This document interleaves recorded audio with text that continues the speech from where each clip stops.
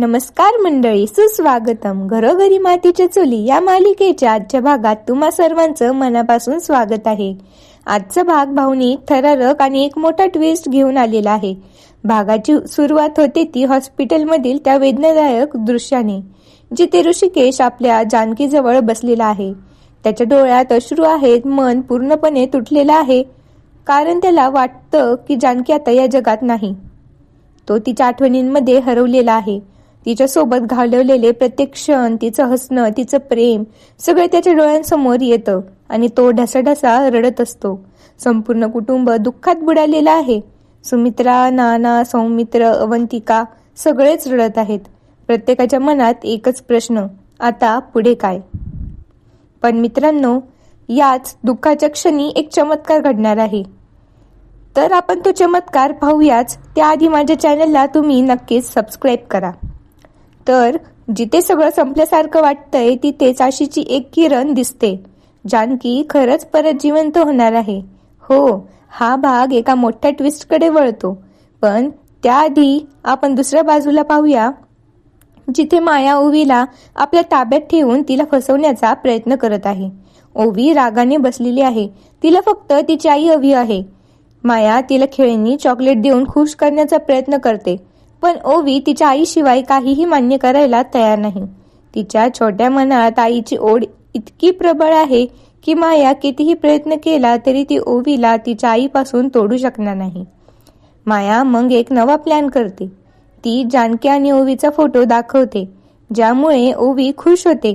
पण त्याच वेळी तिच्या मनात आईची आठवण आणखी तीव्र होते. ओवी सांगते की ती आईला किती मिस करते आणि माया तिच्या या भावनांचा फायदा घेत तिला शांत ठेवण्याचा प्रयत्न करते. पण आतून माया घाबरलेली आहे, कारण तिला कळतं की ओवी जास्त वेळ तिच्या ताब्यात राहणार नाही. दरम्यान हॉस्पिटलमध्ये परिस्थिती आणखी गंभीर होते. सगळेजण जानकीच्या मृत्यूचं दुःख पचवण्याचा प्रयत्न करत आहेत. पण अचानक एक फोन येतो. तो फोन असतो ओवीचा. ओवी फोनवर रडत म्हणते, आईशी बोलायचं आहे. हे ऐकून सगळे हादरतात.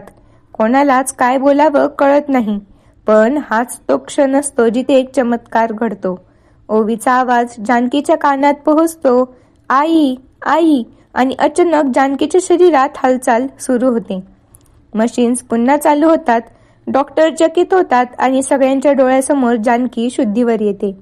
हा क्षण खूप भावनिक आणि आनंददायी असतो.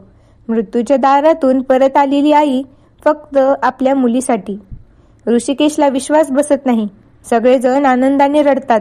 हा खरोखरच एक चमत्कार असतो. यानंतर गोष्ट आणखी वेग घेते.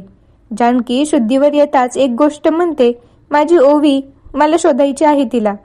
तिच्या जखमा अजून ताज्या असतानाही ती उठण्याचा प्रयत्न करते. ऋषिकेश आणि सगळे तिला थांबवण्याचा प्रयत्न करतात, पण आईच्या प्रेमासमोर काहीच चालत नाही. त्याचवेळी पोलिसांकडून माहिती मिळते की मायाचा फोन ट्रॅक होत आहे. आता सगळे मिळून ओवीला शोधण्याचा प्लॅन करतात. दुसरीकडे ऐश्वर्यालाही जानकीबद्दलचं सत्य कळतं आणि ती पूर्णपणे हादरते. ती स्वतःला दोष देते आणि ठरवते की आता मायाला सोडायचं नाही. घरातही मोठा संघर्ष होतो, पण ऐश्वर्या ठामपणे निर्णय घेते की ती सत्याच्या बाजूने उभी राहणार. शेवटी जानकी आणि ऋषिकेश एक मोठा निर्णय घेतात. ते दोघे वेषांतर करून मायाच्या अड्ड्यावर जाणार आणि ओवीला वाचवणार. आता पुढे काय होणार? ओवी सुरक्षित घरी येणार का? माया पकडली जाणार का? आणि या सगळ्यात अजून कोणते ट्विस्ट येणार? हे सगळं पाहण्यासाठी नक्कीच माझ्या चॅनलला सबस्क्राईब करा. व्हिडिओला लाईक, शेअर नक्की करा. धन्यवाद.